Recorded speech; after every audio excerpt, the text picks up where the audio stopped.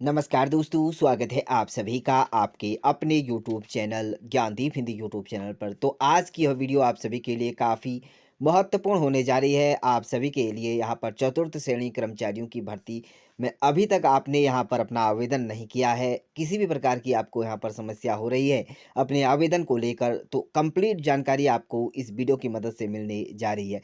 तो आपको ज्ञात होगा कि उत्तराखंड के अंतर्गत हर प्रत्येक जनपद में 2364 पदों पर आवेदन निकाले गए हैं। तो यह प्रत्येक जिलेवार वैकेंसीज़ है, तो आप उत्तराखंड के जिस भी जनपद से हैं, आप उसी जनपद से आप इन पदों के लिए आवेदन कर पाएँगे। तो आप सभी के लिए यहाँ पर सबसे महत्वपूर्ण है, जो काफ़ी समय से यहाँ पर हमारे अभ्यर्थी कमेंट्स कर रहे थे, उनका एक ही यहाँ पर जवाब था कि 8वीं का रिज़ल्ट नहीं मिल रहा है और बिना 8वीं के हम इसमें आवेदन नहीं कर पा रहे हैं। तो आप सभी इसके लिए कैसे आप आवेदन कर सकते हैं? तो सबसे महत्वपूर्ण होने जा रही है आपकी यह वीडियो।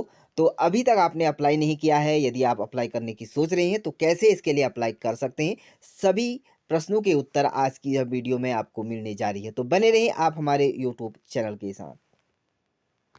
चलिए, इस फॉर्म को फिल करने के लिए आप सभी को आ जाना होगा अपने गूगल ब्राउज़र पर और आपको यहाँ पर टाइप कर लेना होगा रोज़गार प्रयाग पोर्टल। जैसे आपने टाइप किया तो पहली ऑफ़िशियल वेबसाइट जो कि गवर्नमेंट की है, आप उत्तराखंड गवर्नमेंट, तो यहाँ पर देख सकते हैं यह वेबसाइट, इस पर जाकर आपको क्लिक कर लेना होगा। सिंपली आप यहाँ पर क्लिक करेंगे तो शाम के टाइम में यह थोड़ी-सी सही चलती है इसकी ऑफ़िशियल वेबसाइट, और बाकी आप दिन में या सुबह करते हैं तो थोड़ी-सी प्रॉब्लम आपको यहाँ पर होगी। तो इसकी जो साइट है काफ़ी स्लो चलती है। तो आपको यहाँ पर ध्यानपूर्वक यहाँ पर कार्य करना होगा। तो यदि आप बताए गए इस प्रकार से यहाँ पर अपना आवेदन कर रहे हैं, तो आपको यहाँ पर किसी भी प्रकार की कोई समस्या नहीं होगी। 3 डॉट पर आपको यहाँ पर आ जाना होगा। आने के बाद आपको यहाँ पर जाकर थोड़ा-सा यहाँ पर नीचे आ जाना होगा। आएँगे तो आपको यहाँ पर मिल जाएगा न्यू अकाउंट, इस पर जाकर आपको क्लिक कर लेना होगा। पहला वाला ऑप्शन आपको दिखाई दे रहा है यहाँ पर, आपको जॉब स्पीकर, आपको इस पर जाकर क्लिक कर लेना होगा। जैसे आप यहाँ पर क्लिक करते हैं, तो थोड़ा-सा आपको यहाँ पर अपलोड का समय देना होगा। जैसे यहाँ पर पेज पहला यहाँ पर खुलकर निकल कर आपके सामने इस तरह से आ जाएगा। तो देखिए कुछ इस प्रकार का इंटरफ़ेस आपके सामने आ जाएगा। तो सबसे महत्वपूर्ण है आपको यहाँ पर जो बनाना होगा अपना, अगर आपने पहले से यहाँ पर अप्लाइमेंट में अपना नाम लिखा है, तो आपको यहाँ पर यस कर लेना होगा। यदि नहीं लिखा है, तो यहाँ पर आपको नो कर लेना होगा। चलिए यहाँ पर यस कर कर देख लेते हैं हम।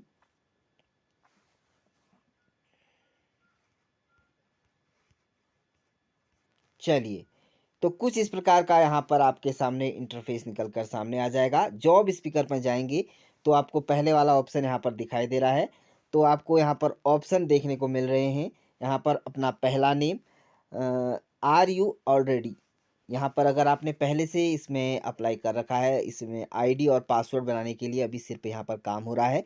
कई सारे अभ्यर्थी हैं, तो सिर्फ़ अपना आईडी और पासवर्ड बना रहे हैं, तो वो सोच रहे हैं कि इसमें हमारा आवेदन हो चुका है। जी नहीं, ऐसा नहीं है।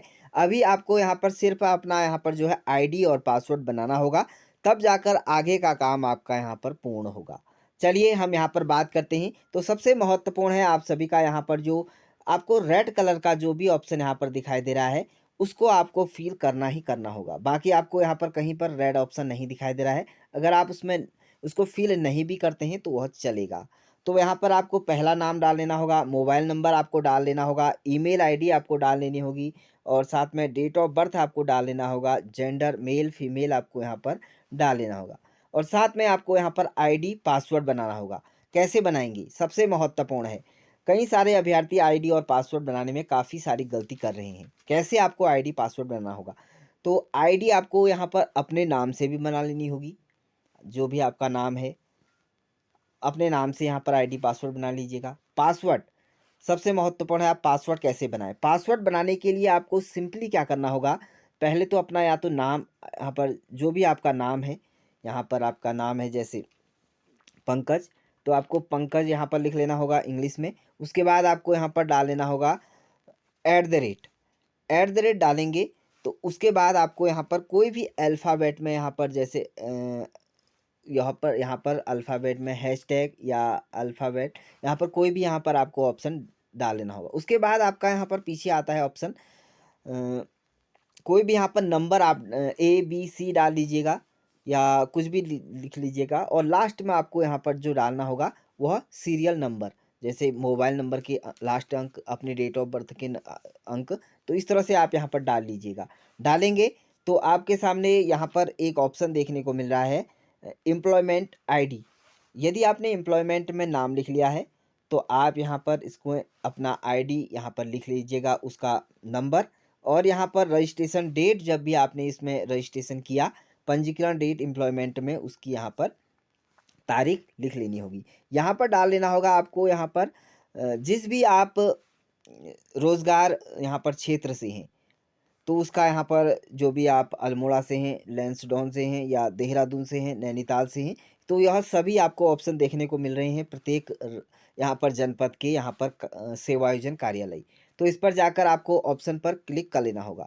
चलिए, आपने क्लिक भी कर लिया और यहाँ पर आपको ऑप्शन दिखाई दे रहा है एक, यहाँ पर कैप्चा कोड का। यह कैप्चा कोड भी आपको यहाँ पर फिल कर लेना होगा। यहाँ पर जैसे ही आप कैप्चा कोड यहाँ पर डालेंगे, और जो आपने आईडी और पासवर्ड जो भी यहाँ पर डाल रखा है, उसको आपने उसका स्क्रीनशॉट ले लेना होगा, या आपको उसका बिल्कुल ही अच्छी तरीके से उसको याद कर लेना होगा। यदि आप गलती करते हैं तो आपका आईडी पासवर्ड यहाँ पर नहीं होगा, नहीं खुलेगा आगे को।